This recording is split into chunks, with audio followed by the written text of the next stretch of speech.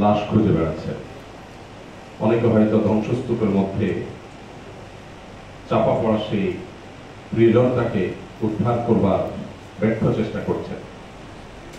আমরা যখন রকমারি খাবার সামনে রেখে কি দোয়া পড়ব, কি দোয়া করব, সেটা নিয়ে আমরা মগ্ন আছি। ঠিক তখন তারা হয়তো হসপিটালে নিজের আত্মীয় স্বজন নিয়ে হয়তো দৌড়াদৌড়ি করছেন, হয়তো অ্যানেস্থেসিয়া পর্যন্ত নাই, অপারেশন করবার মতো মিনিমাম যে আয়োজন সেটা পর্যন্ত নাই।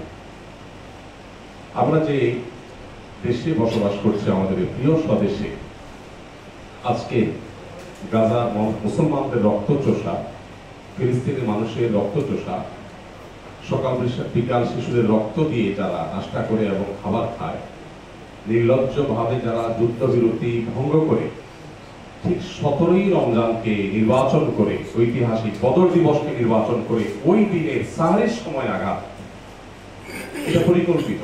প্রতি বছর আপনারা লক্ষ্য করে থাকলে দেখবেন